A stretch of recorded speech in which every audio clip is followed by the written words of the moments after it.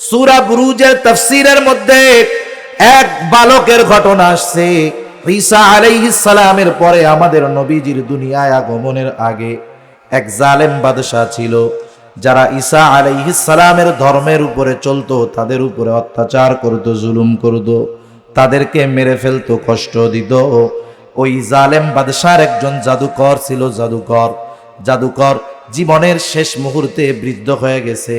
বাদশাকে এসে বলে, বাদশাহ, আমাকে এমন একজন বালকের ব্যবস্থা করে দেন, যেই বালককে আমি আমার বিদ্যাটা শিখায় যেতে পারি, যার দ্বারা আমার পরে আপনি এই বিদ্যার দ্বারা উপকৃত হতে পারেন। বাদশাহ ইউসুফ জুরনাওয়াজ সে নিজেকে খোদা বলে দাবি করত। এইবার একটা বালক খুঁজে বের করা হলো, মেধাবী বালক। বালককে রাজ দরবারে সকল ধরনের সুযোগ সুবিধা দেওয়া হলো। বলা হলো, তুমি প্রতিদিন ওই জাদুকরের কাছে যাবা, গিয়ে জাদু শিখবা, এটাই তোমার কাজ। এইবার বালকটা প্রতিদিন জাদুকরের কাছে যায়।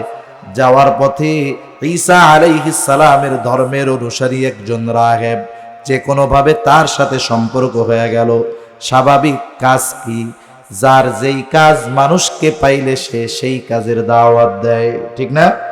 আমাকে কাজ হলো মাইক পাইলে ওয়াজ করা, হ্যাঁ, দাওয়াত ও তাবলীগের মেহনতে যারা দেখবেন পাইলেই কি ঈমান ইয়াকিনের কথা বলে, ঠিক না? আবার কিছুকাল ছিল ডেস্টিনির খবর জানেন? হায় হায়, এক সময় বাজারে যাওয়াই মানুষের বন্ধ হয়ে গেছে। লোক ধরতে পারলেই সবাইকে ডেস্টিনির ওয়াজ কইরা 2 সপ্তাহে বড় লোক বানায় দিত। মানে যার যেই কাজ মানুষকে সেদিকেই আহ্বান করে। এখন ওনার কাজ কি? মানুষকে দ্বীনের দাওয়াত দেওয়া। উনি যুবককে তাওহীদের দাওয়াত দিয়েছে, যুবকের ভালো লাগছে, কিন্তু যুবক তো নিজের অধীনে নাই, সে তো একজন বাদশার অধীনে, তাকে অন্য কাজ করতে হয়। সত্য যখন তার মাথার মধ্যে ঢুকছে, সংশয় আসতেছে। এক সময় সে এই রাহেবের কথা শুনতে শুনতে দ্বীনের আলো, তাওহীদের আলো তার অন্তরের মধ্যে ফুটে উঠছে। সুবহানাল্লাহ। এবার বালকটা একদিন জাদুকরের কাছে যাচ্ছে। যাওয়ার সময় দেখে সামনে একটা জীবন্ত বড় বাঘ রাস্তা আগলে বসে আছে। এইবার বালকটা চিন্তা করলো, আজকে তো আমার পরীক্ষার সুযোগ। কে হকের উপরে আছে, জাদুকর নাকি ওই রাহেব হকের উপরে আছে, পরীক্ষা হয়ে যাবে। এইবার ওই পাদ্রীর ধর্ম কি সত্য নাকি জাদুকর সত্য, পরীক্ষা করার জন্য ওই বালকটা এবার বলতেছে, আল্লাহ, পাদ্রীর ধর্মটা যদি সত্য হয় তাহলে এই পাথরের আঘাতে যেন বাঘ মারা যায়। আহাসিবান নাস আইয়ুতরাকু আইয়াকুলু আমান্না ওয়া হুম লা ইফতানুন।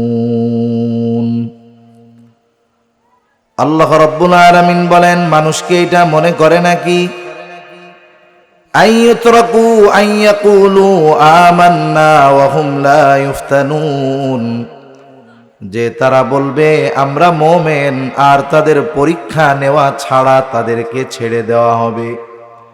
তার মানে আমরা যারা নিজেদেরকে মুমিন দাবি করব, এই দাবির বিপরীতে আমাদের পরীক্ষা নেবেন কে? আল্লাহ তাআলা এই দাবির বিপরীতে পরীক্ষা নেবেন। আমরা বললাম মুমিন, আল্লাহ তাআলা বলেন বান্দা পরীক্ষা নেওয়া হবেই, পরীক্ষা নেওয়া ছাড়া তোমাকে ছেড়ে দেওয়া হবে না। এর দ্বারা আল্লাহ সুবহানাহু ওয়া তাআলা পরীক্ষা নেওয়ার ঘোষণা দিলেন। পরীক্ষা নেওয়ার ঘোষণা আল্লাহ তাআলা দিলেন, কারণ দুনিয়াতে যত প্রতিষ্ঠান আছে, সাধারণ শিক্ষা প্রতিষ্ঠান হোক আর দ্বীনি শিক্ষা প্রতিষ্ঠান হোক, পরীক্ষার আগে প্রত্যেকটা প্রতিষ্ঠানে কমপক্ষে 1 মাস আগে নোটিশ লাগায় দেওয়া হয় যে তোমাদের পরীক্ষা হবে অমুক মাসের অমুক তারিখ থেকে। তাই তো সকল ছাত্রছাত্রীদেরকে যথাযথভাবে প্রস্তুতি নেওয়ার জন্য আদেশ করা হলো। তার মানে আগের থেকে ঘোষণা কেন দেওয়া হয়? ঘোষণা দেওয়া হয় এই কারণে যাতে করে যেই পরীক্ষা নেওয়া হবে সেই পরীক্ষায় কোনো পরীক্ষার্থী ফেল না যায়, আগের থেকে যেন সে পরীক্ষার প্রস্তুতি নিতে পারে। কারণ দুনিয়াতে কোনো শিক্ষক চায় না যে তার ছাত্র তার বিষয়ে ফেল যাক। অথবা ছাত্রটা পরীক্ষায় ফেল যাক, যে কোনো বিষয়ে কোনো শিক্ষক চায় না। এই যে ছাত্র ফেল না যাক, এটা চাওয়ার পেছনে ওস্তাদের ছাত্রের প্রতি একটা মহব্বত থাকে, ভালোবাসা থাকে। বলেন তো, ছাত্রকে তার ওস্তাদ যত ভালোবাসে, আমাদেরকে ওই ওস্তাদের চাইতে, শিক্ষকের চাইতে আল্লাহ রাব্বুল আলামিন তার বান্দাকে বেশি ভালোবাসেন। এ ব্যাপারে কোনো সন্দেহ আছে নাকি? কোনো সন্দেহ নাই যে আল্লাহ সুবহানাহু ওয়া তাআলা তার বান্দাদেরকে ওই শিক্ষকের চাইতে অগণিত গুণ বেশি ভালোবাসেন।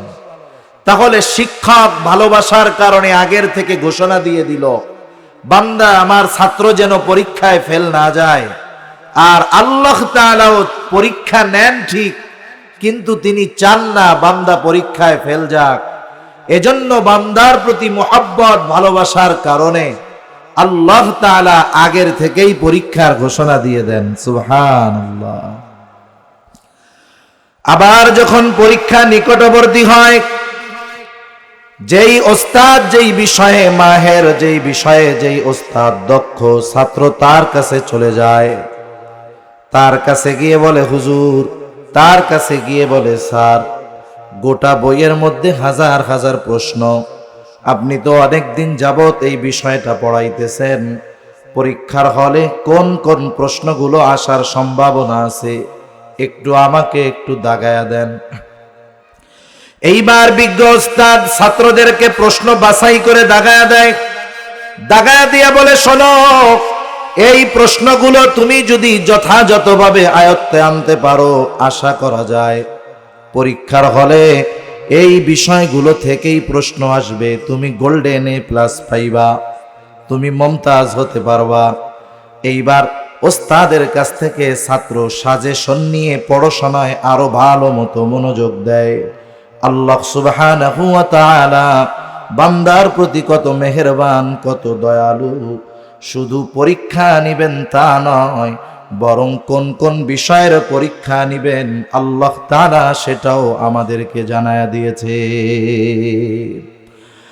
আল্লাহ রাব্বুল আলামিন সূরা বাকারার যে আয়াতগুলো আমি আপনাদের খেদমতে তিলাওয়াত করেছি, উক্ত আয়াতে কারীমার মধ্যে আল্লাহ রাব্বুল আলামিন বলেন, وَلَنَبْلُوَنَّكُمْ بِشَيْءٍ مِّنَ الْخَوْفِ وَالْجُوعِ وَنَقْصٍ مِّنَ الْأَمْوَالِ وَالْأَنفُسِ وَالثَّمَرَاتِ وَبَشِّرِ الصَّابِرِينَ। আল্লাহ রাব্বুল আলামিন দুইটা তাকিদ যোগ করে বলেন, ওয়ালানাবলুওয়ান্নাকুম, আমি অবশ্যই অবশ্যই তোমাদের পরীক্ষা নিব। আল্লাহ রাব্বুল আলামিনের কোন কথার গুরুত্বের জন্য, কোন কথার গ্রহণযোগ্যতা বাড়ানোর জন্য কসম করার প্রয়োজন হয় না, কসম করার দরকার হয় না, তাকিদ যোগ করার প্রয়োজন হয় না।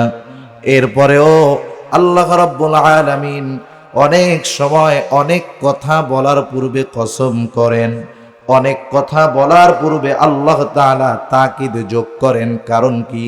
কারণ হলো তাকিদ যোগ করার দ্বারা, কসম করার দ্বারা আল্লাহ তাআলার কথার মান বাড়ে, গ্রহণযোগ্যতা বাড়ে। কসম না করলে গ্রহণযোগ্যতা কমে যায়, বিষয়টা এমন নয়।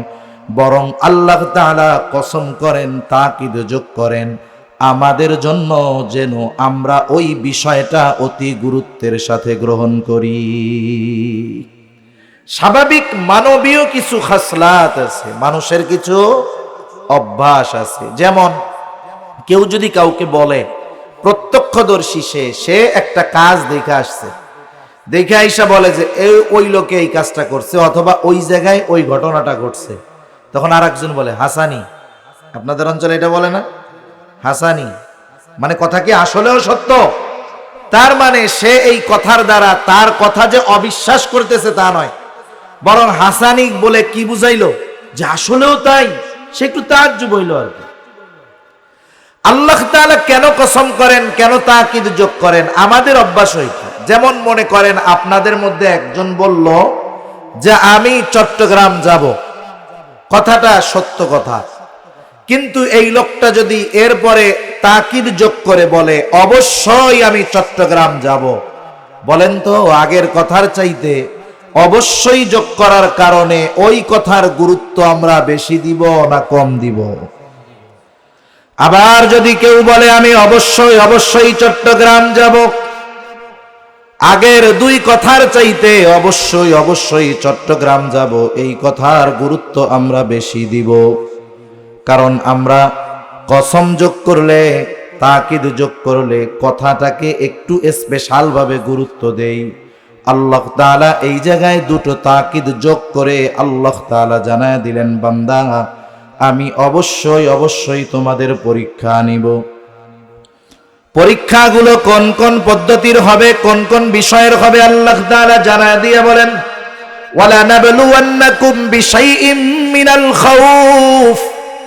এক নাম্বার আল্লাহ তাআলা বলেন কিছুটা ভয়ের মাধ্যমে মুমিন তোমার ঈমানের পরীক্ষা নেওয়া হবে। দুই নাম্বার ওয়াল জু, ক্ষুধা অভাব দারিদ্রতার মাধ্যমে তোমার ঈমানের পরীক্ষা নেওয়া হবে। তিন নাম্বার ওয়ানাকসিম মিনাল আমওয়াল, মালের লস, মালের ক্ষতির মাধ্যমে ঈমানের পরীক্ষা নেওয়া হবে। চার নাম্বার ওয়াল আনফুস, জানের ক্ষতির মাধ্যমে পরীক্ষা নেওয়া হবে। পাঁচ নাম্বার ওয়াস সামারাত, ফল ফসলের ক্ষতির মাধ্যমে পরীক্ষা নেওয়া হবে। এই আয়াতে আল্লাহ সুবহানাহু ওয়া তাআলা পাঁচটি বিষয়ের পরীক্ষার কথা বলছেন। কয়টি বিষয়? পাঁচটি বিষয়। বুজুর্গানে দিন বলেন এ দুনিয়ার জমিনে কোন মুমিনকে হয়তো এই পাঁচ বিষয়ের পরীক্ষার সম্মুখীন হওয়া লাগবে। অনেক ইমানদার খুঁজে পাওয়া যাবে যারা তাদের গোটা হায়াতের জিন্দেগিতে এই পাঁচ বিষয়ের পরীক্ষার সম্মুখীন একবার নয় বরং প্রতিটা বিষয়ে বারবার পরীক্ষার সম্মুখীন হয়েছেন। অনেকজন পাওয়া যাবে। পাঁচ বিষয় না হোক, কমপক্ষে একটা বিষয়ের হলেও পরীক্ষা তাকে দিতেই হবে। তার মানে এই পরীক্ষাটা অবশ্যম্ভাবী পরীক্ষা, যেই পরীক্ষা দেওয়াই লাগবে, মাফ পাওয়ার কোনো উপায় নাই।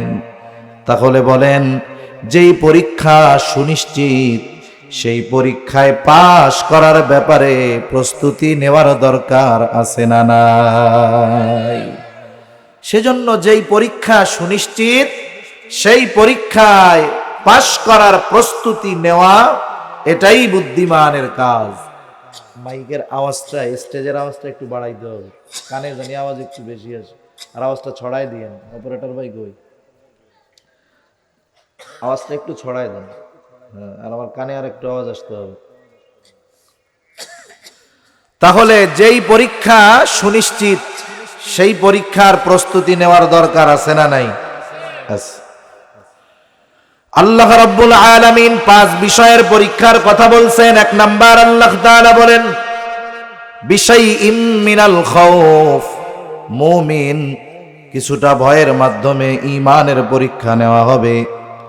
হায়াতের জিন্দেগিতে কেউ যদি পরিপূর্ণ ঈমানের উপরে চলতে যায় হাজারো বাধা বিপত্তি ভয় ভীতি তার আছে না নাই? হাজারো বাধা হাজারো বিপত্তি আসবে, এটা স্বাভাবিক বিষয়। আমাদের অতীতের মানুষ যারা গেছে ঈমানের কারণে তাদের হাজারো পরীক্ষার সম্মুখীন হওয়া লাগছে। এই ধরনের পরীক্ষার ঘটনা আমাদের অনেক জানা আছে। মোট কথা হলো ঈমানের ব্যাপারে যদি কখনো পরীক্ষার সম্মুখীন হওয়া লাগে ওই পরীক্ষার উপরে অটল থাকার দরকার। কি থাকার দরকার? অটল থাকার দরকার। যদি অটল থাকা যায়, যদি ওই পরীক্ষায় ইন্তেকালও করতে হয়, মারাও যেতে হয়, তাহলে সেটা জান্নাতে যাওয়ার কারণ হবে। ঠিক কিনা বলেন? ভাই আগে আরো ভালো ছিল, আগে আরো ভালো ছিল, ভলিউমটা একটু বাড়াই দিলেই হবে। আপনি মনে হয় বুঝেন নাই, আওয়াজ ছড়াই দিতে বলছি। নাইলে আগের আওয়াজটাই দেন, আপনি একটু ছেড়া দেন আওয়াজটা, আর কিছু লাগবে না। আমার কানে জানি আওয়াজটা ক্লিয়ার আসে, ইকো দরকার নেই। তাহলে ঈমানের পরীক্ষায় যদি কখনো পড়তে হয়, প্রথম কাজ হলো অটল থাকা, অবিচল থাকা। ঈমানের পরীক্ষায় পতিত হয়ে কেউ যদি মারা যায় সে কি পরাজিত? একটা বিষয় আমাদের মনে রাখতে হবে, দ্বীনের জন্য যদি কেউ, ঈমানের জন্য যদি কেউ মারা যায়, সে পরাজিত নয়, বরং এটাই তো তার চূড়ান্ত বিজয়, চূড়ান্ত সফলতা। সেই জন্য খাঁটিভাবে ঈমানের উপরে চলতে গেলে অনেক ক্ষেত্রে নিজের পরিবার সবচাইতে বড় বাধা হয়ে দাঁড়ায়। সাহাবায়ে কেরামের ঘটনা অনেক বলা যাবে, আমার সময় নাই, শুধু এতটুকু বললাম, ঈমান আনার কারণে অনেক সম্পদওয়ালা সাহাবী পরিবার ত্যাগ করা লেগেছে, শুধুমাত্র গায়ের পোশাকটা লজ্জার স্থান, ঢাকার পোশাক নিয়ে তাকে বাড়ি ছাড়া লাগছে। তবুও তারা ঈমান ছাড়ে নাই, বরং ভয় ভীতি প্রলোভন দিয়েও তাদেরকে ঈমান থেকে এক চুল বিচ্যুত করা যায় নাই। প্রসিদ্ধ ঘটনা, আব্দুল্লাহ ইবনে খুযাফা রাদিয়াল্লাহু তাআলা আন যখন রোমদের হাতে আটক, রোম সম্রাট কত বড় প্রলোভন দিয়েছে, বলছে আমার ঘরের সুন্দরী যুবতী মেয়ের সাথে তোমার বিবাহ দিয়া দিব, মুক্ত করে দিব, রোম সাম্রাজ্যের অর্ধেক তোমার নামে লিখে দিব, আমার মৃত্যুর পর বাকি অর্ধেকের মালিক তুমি হয়ে যাইবা। এত বড় প্রলোভন দেওয়ার পরেও আব্দুল্লাহ ইবনে খুযাফা ঈমান ত্যাগ করে নাই, ঈমানের উপরে অটল থাকছে। জেলখানার মধ্যে আটকায়া দেওয়া হলো, খাবার পানি সব বন্ধ করে দেওয়া হয়েছে, এক সপ্তাহ খাবার পানি কিছুই দেওয়া হয় নাই। আব্দুল্লাহ ইবনে খুযাফা ঈমান ছাড়ে নাই। সর্বশেষ যখন ফুটন্ত তেলের মধ্যে ফালায়া দেওয়ার হুমকি দেওয়া হয়েছে, ভয় দেওয়া হয়েছে, আব্দুল্লাহ ইবনে খুযাফা ওই তেলের মধ্যে ফালায়া দিবে, শাহাদাত বরণ করবে, তার জন্য তৈয়ার। ওই অবস্থাতেও সে তার ঈমান গোপন করে নাই। ঈমানের পরীক্ষায় অটল থেকেছে, চূড়ান্ত বিজয় তার হয়েছে। বাদশাহ চিন্তা করছে, যদি একে তেলের মধ্যে ফালায়া দেই, ও মরে যাবে ঠিক, কিন্তু পরাজিত হবে না। অনেক মানুষ আছে বেঁচে থেকেও পরাজিত, অনেকে আছে মারা যায় কিন্তু পরাজিত হয় না। এখন বলতে পারেন, বেঁচে থাকলে আবার পরাজিত কেমনে হয়? এই যে 14ই ফেব্রুয়ারি আসতেছে, আপনি কত মুসলমানের সন্তান দেখবেন, ও বেঁচে আছে ঠিক, কিন্তু ও পরাজিত, ঠিক কিনা বলেন? কারণ মূলত পরাজিত হলো সে, হেরে গেছে সে, যে তার নীতি নৈতিকতা আদর্শ বিসর্জন দিয়ে, ইসলামকে বিসর্জন দিয়ে অমুসলিমদের কালচারকে যারা গ্রহণ করেছে, ওরাই জীবিত থেকেও পরাজিত, ঠিক কিনা বলেন? সেজন্য আব্দুল্লাহ ইবনে খুযাফাকে বাদশা চিন্তা করতেছে, তেলের মধ্যে ফালায়া দিলে মরে যাবে ঠিক, পরাজিত হবে না।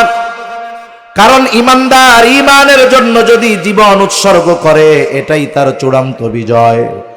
একজন মুমিনের রক্ত জমিনে ঝরবে, একজন মুমিন শাহাদাত বরণ করবে, জীবন দিয়ে দিবে, আর সে পরাজিত হবে, এটা হতে পারে না। ঘটনা বলতে গেলে লম্বা সময় চলে যাবে।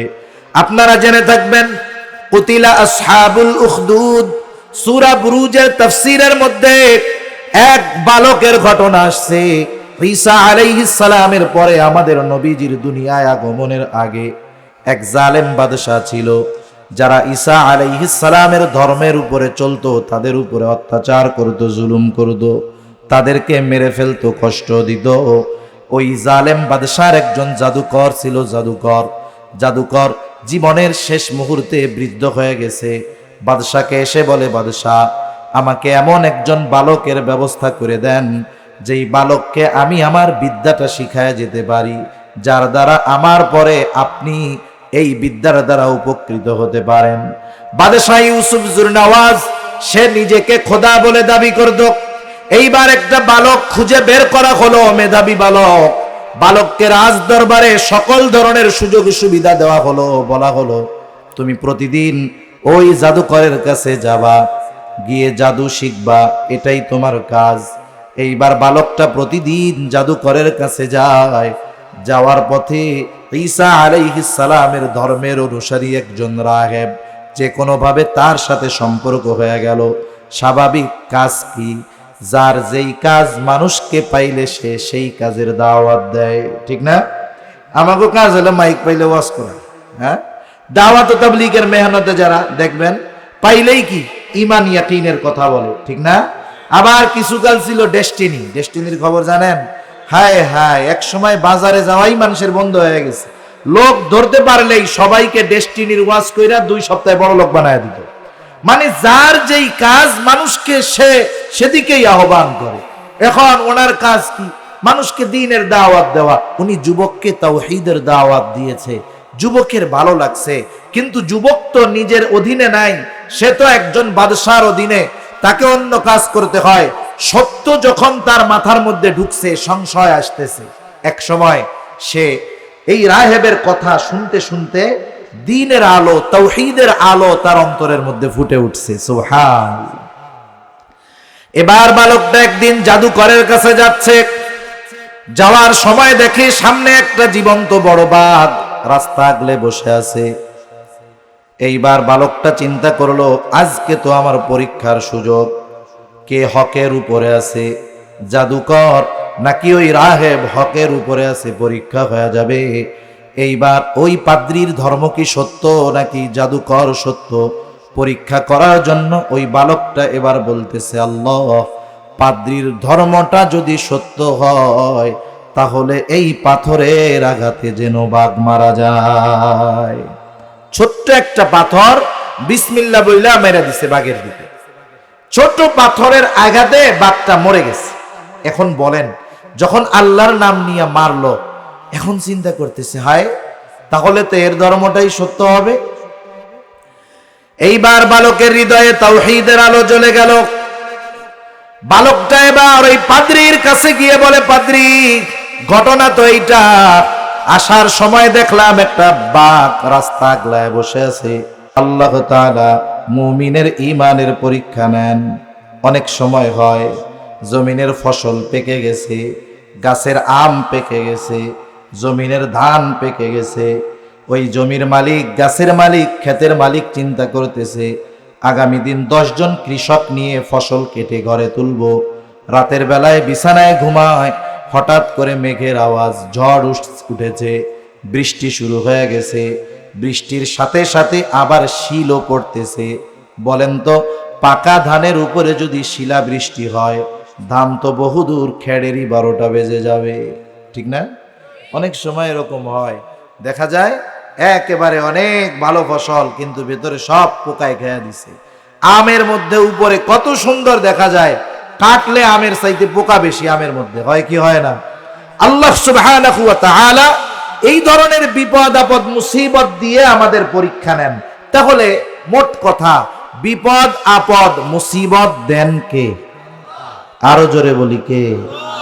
এবার বলেন তো, এই বিপদ আপদ মুসিবত থেকে উদ্ধার করেন কে? এগুলো আমাদের ঈমানের সাথে সম্পৃক্ত বিষয়। কারণ বিপদ আপদ মুসিবত দেন আল্লাহ, বিপদ আপদ মুসিবত থেকে উদ্ধার করেন আল্লাহ। কিন্তু বাস্তবতা হলো, বিপদ দিয়েছেন আল্লাহ, মানুষ এটাকে যতটা বিশ্বাস করে, এই বিষয়টার উপরে যতটা ইয়াকিন মানুষের আছে, বিপদ থেকে উদ্ধার করেন আল্লাহ, এই বিষয়ের উপরে সমপরিমাণ ইয়াকিন মানুষের নাই। এখন বলতে পারেন, বিপদ আল্লাহ দেয়, এটাও বিশ্বাস করি, বিপদ থেকে উদ্ধার আল্লাহ তাআলা করেন, এটাও বিশ্বাস করি। তাহলে ইয়াকিনের কমতি কোথায় হলো? বাস্তবতা হলো, যদি আমরা বিশ্বাস করতাম যে সব বিপদ থেকে উদ্ধার আল্লাহ তাআলা করেন, তাহলে এদেশে ভণ্ড পীরের সব আস্তানা বন্ধ হয়ে যেত। কারণ এদেশের ভণ্ড পীরের মাজারগুলো, দরবারগুলো, এদেশের মানুষের যেই মানতের টাকা, তাদের দরবার চলার জন্য যেই টাকার দরকার, প্রায় 80% খরচ আসে আমাদের দেশের সরল মনা মানুষগুলোর মানতের টাকা থেকে। এরা বিপদে পড়লেই কি করে? বিপদ দিছে আল্লাহ, বিপদে পড়লেই বলে, আল্লাহ, এই বিপদ থেকে যদি বাঁচি, বাবার দরবারে একটা গরু দিব। এখন বলেন, বিপদ দেয় কে? আরো জোরে, কে? উদ্ধার করে কে? গরু খায় কে? আল্লাহ গরু খায়? গরু কে খায়? বাবা খায়। আমি শুরুতেই বলছি, আল্লাহ পরীক্ষা নেন, কিন্তু আল্লাহ তাআলা চান না বান্দা পরীক্ষায় ফেল যাক। এজন্য আল্লাহ তাআলা পরীক্ষা নেওয়ার সাথে সাথে বান্দাকে এটাও জানায় দিয়েছেন, বান্দা বিপদ আপদ মুসিবতে যদি পতিত হও তাহলে অন্য কোন রাস্তা তুমি ধরবা না, বরং বিপদ আপদ মুসিবতে পড়লে সাহায্য কার কাছে চাইতে হবে। আল্লাহ তাআলা এও জানায় দিলেন কেমন কইরা সাহায্য চাইবা। আল্লাহ তাআলা দুইটা আয়াত আগেই বলেন, ইয়া আইয়ুহাল্লাযীনা আমানুস্তাঈনু বিস-সাবরি ওয়াস-সালাহ। আল্লাহ রাব্বুল আলামিন বলেন, হে ঈমানদারেরা, ইস্তাঈনু, আমার কাছে তোমরা সাহায্য চাও, বিস-সাবরি ওয়াস-সালাহ, ধৈর্য আর নামাজের মাধ্যমে। তাহলে আমার প্রশ্নগুলোর একটু মেহেরবানি করে জবাব দিবেন। বিপদ আপদ মুসিবত দেন কে? বিপদ আপদ মুসিবত থেকে বাঁচান কে? বিপদ আপদ মুসিবতে সাহায্য কার কাছে চাইব? আল্লাহ তাআলার কাছে সাহায্য চাওয়ার মাধ্যম হলো দুইটা। কয়টা? আরো জোরে বলেন, কয়টা? কি কি বলেন তো? ধৈর্য আর নামাজ, ধৈর্য আর নামাজ। এখন ধৈর্য কাকে বলে? ধৈর্য বলতে যদি আমরা মনে করি আমি অসুস্থ হইলাম, ঘরে বৈশা থাকবো, যা করে আল্লাহ। হাত কেটে গেছে, আমি এসে ঘরে বৈশা রইছি, যা করে আল্লাহ, এইটার নাম মূলত সবর নয়। বরং হাদিসের মধ্যে আসছে, রাসূলুল্লাহ সাল্লাল্লাহু আলাইহি ওয়াসাল্লাম বলেন, তোমরা অসুস্থ হলে চিকিৎসা গ্রহণ করো। তার মানে অসুস্থ হলে চিকিৎসা গ্রহণ করা সুন্নাত, ঠিক কিনা বলেন? সেজন্য আমরা যখন অসুস্থ হব চিকিৎসা গ্রহণ করব। চিকিৎসা গ্রহণ করা এটা সবরের বহির্ভূত কোনো বিষয় নয়, বরং অসুস্থ হলে চিকিৎসা গ্রহণ করব যেই মাধ্যম আমরা অবলম্বন করব। যেমন আমরা যদি জ্বর হয়, জ্বর, আমাদের জ্বর হওয়ার পরে সাধারণভাবে আমরা জানি নাপা খেলে জ্বর সেরে যায়, ঠিক না? নাপা খাওয়া কি হারাম? হারাম না তো। নাপা খেলে জ্বর সেরে যায়, এটা আমরা জানি। তবে ইয়াকিন হবে কি, যে জ্বর হলে এই নাপা খেলে জ্বর যাবে তখন, আল্লাহ তাআলা চাইবেন যখন। নাপা কাজ করবে কখন? আল্লাহ তাআলার হুকুম হবে যখন, ঠিক কিনা বলেন? আল্লাহ তাআলার হুকুম যখন হবে তখন নাপা কাজ করবে, জ্বর সারাইতে পারবে। সেজন্য বিপদ আপদ মুসিবতে পড়লে সেই বিপদ থেকে বাঁচার বৈধ প্রচেষ্টা করা এটা শরীয়তের বহির্ভূত কোনো বিষয় নয়। অসুস্থ হয়েছেন, ডাক্তারের কাছে যান। টাকার দরকার, আপনি আরেক মুমিন ভাইয়ের কাছে কর্জে হাসানার জন্য যান, অসুবিধা নাই। তবে বিপদে পড়লে বৈধ পন্থা অবলম্বন করতে হবে। তবে ইয়াকিন আসবাবের উপরে হবে না, ইয়াকিন হবে আল্লাহ তাআলার উপর। যেমন অনেকে অনেকের অপারেশন করবে, ডাক্তার দোয়া চায় বা দোয়া মানুষের কাছে প্রার্থী হয়, মসজিদে গিয়ে বলে যে আমার বাবার অপারেশন, একটু দোয়া কইরেন, আল্লাহ তাআলা জানি অপারেশনটা সাকসেসফুল কইরা দেয়। এখন দোয়া চাইলো কি? আল্লাহ যেন অপারেশন সাকসেসফুল করে। বলেন তো, অপারেশন থিয়েটারের মধ্যে অপারেশন ডাক্তার করে না আল্লাহ করে? আল্লাহর অপারেশন করে কে করে? অপারেশন ডাক্তার করে, কিন্তু সাকসেস করে কে? আরো জোরে, কে? এটা হলো সবরের ব্যালেন্স। বিপদ আপদ মুসিবত আসলে বৈধ প্রচেষ্টা করা, তবে চেষ্টা প্রচেষ্টা আসবাবের উপরে ভরসা নয়, ভরসা হবে কার উপর? সাথে সাথে দ্বিতীয় সালাহ তথা নামাজ। নামাজ, কারণ নামাজের মাধ্যমে বান্দা আল্লাহ তাআলার সবচাইতে নৈকট্য অর্জন করতে সক্ষম হয়। বান্দা যখন তাকবীরে তাহরিমার মাধ্যমে নামাজের মধ্যে প্রবেশ করে, দুনিয়ার অনেক বৈধ জিনিস তার জন্য সাময়িক নিষিদ্ধ হয়ে যায়। কারণ হলো বান্দা নামাজের মধ্যে আল্লাহ তাআলার সাথে কথোপকথনে লিপ্ত হয়ে যায়। হাদিসের মধ্যে আসছে, বান্দা সূরা ফাতিহার প্রতিটা আয়াত তিলাওয়াত করে, আর আল্লাহ রব্বুল আলামিন তার তিলাওয়াতকৃত প্রতিটা আয়াতের জবাব আল্লাহ তাআলা দিয়ে দেয়। বান্দা বলে আলহামদুলিল্লাহি রাব্বিল আলামিন, আর আল্লাহ তাআলা বলেন হামিদানি আবদি, সুবহানাল্লাহ। তাহলে নামাজের মধ্যে বান্দার সাথে আল্লাহ তাআলার কথোপকথন হয়। আর বান্দা যখন সেজদায় যায়, সেজদার মধ্যে সে আল্লাহ তাআলার সবচাইতে নৈকট্য অর্জন করে, সুবহানাল্লাহ। তাইলে বিপদ আপদ মুসিবতে পড়লে সাহায্য কার কাছে? এই আয়াতে আল্লাহ কি বলেন একটু খেয়াল দিয়ে শুনেন। আল্লাহ তাআলা প্রথমে বলতেছেন ইয়া আইয়ুহাল্লাযীনা আমানু, হে ঈমানদারেরা। আমাদেরকে কি বলে ডাকছেন? ঈমানদার বলে। এরপরে বলতেছেন ইস্তাঈনু, তোমরা সাহায্য চাও। সাহায্য কোন সময়? বিপদ আপদ মুসিবতে। সাহায্য কেমনে চাইব? বলে বিসসবরি ওয়াস সালাহ, ধৈর্য আর নামাজের মাধ্যমে সাহায্য চাও। এরপরে আল্লাহ তাআলা বলতেছেন ইন্নাল্লাহা মাআস সাবিরিন। আল্লাহ তাআলা ডাকছেন মুমিন বইলা, শেষে বললেন ধৈর্যশীলদের সাথে আল্লাহ তাআলা আছেন। তার মানে বিষয়টা কি? যখন কোনো মুমিন বিপদ আপদ মুসিবতে পড়ে, সে যদি এই দুই পদ্ধতি অবলম্বন করে আল্লাহ তাআলার কাছে সাহায্য চায়, সে তখন সাধারণ মুমিন থাকে না, সে সবের মুমিন হয়ে যায়। সুবহানাল্লাহ।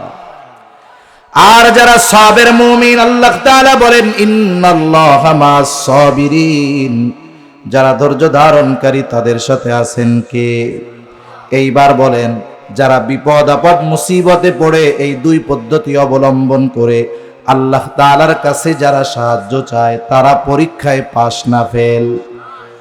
যারা পাস করে পরীক্ষায়, তাদের জন্য সুসংবাদ আছে না নাই?